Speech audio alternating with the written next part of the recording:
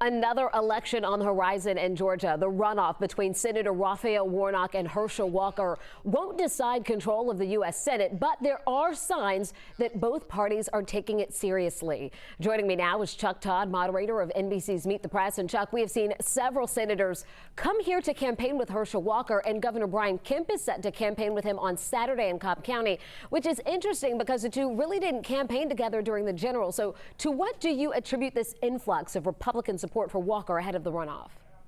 Oh, I think this is the only thing on the table. We're left, number one. And obviously a 50-50 Senate gives Republicans a little more,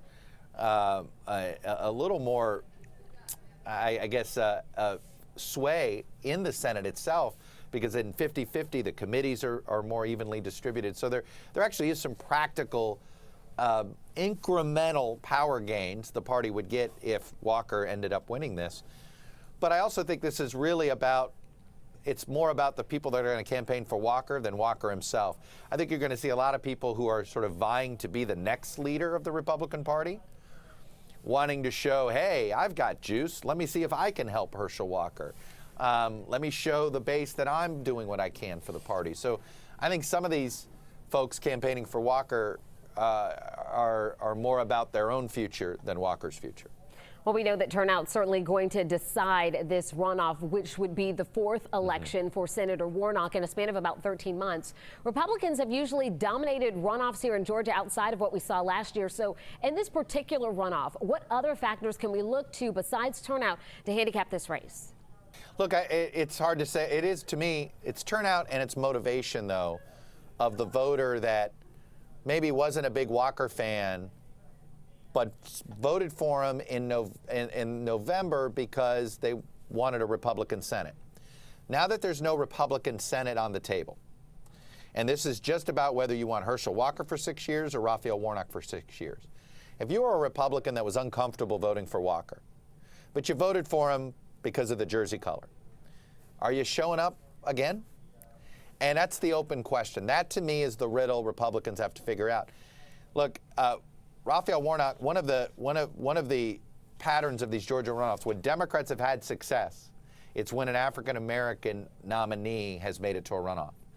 And I think this is why Democrats feel very bullish about their chances, and why many Republicans, forget just the hold your nose factor on Walker, but why many Republicans think that, even if they had a better candidate than Walker, they would be feeling a bit pessimistic.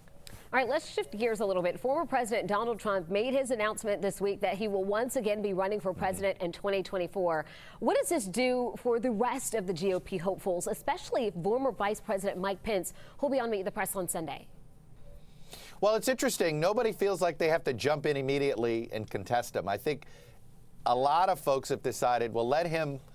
Look, he got in because of his legal issues, and we saw the fallout from that, right? He gets in. 3 days later, the Justice Department investigation has to be handed over to a special counsel. It's not legally required to do that, but it's pretty ethically required when you sort of look at the statutes inside the Justice Department, and you want to create the appearance of as fair of an investigation as possible.